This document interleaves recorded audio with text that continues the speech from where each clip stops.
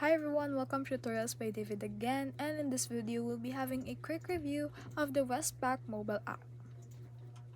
The Westpac mobile apps enters 2026 as Australia's most awarding banking app, celebrated for its advanced savings finder and bills calendar tool that help many users navigate rising living costs.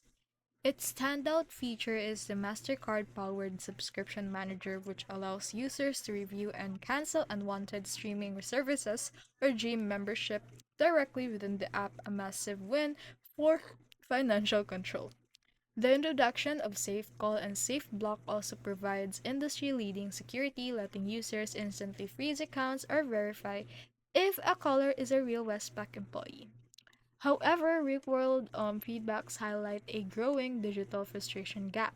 While the app is technically superior, many users report persistent biometric login failures and a cluttered new look that adds unnecessary clicks to reach basic account views.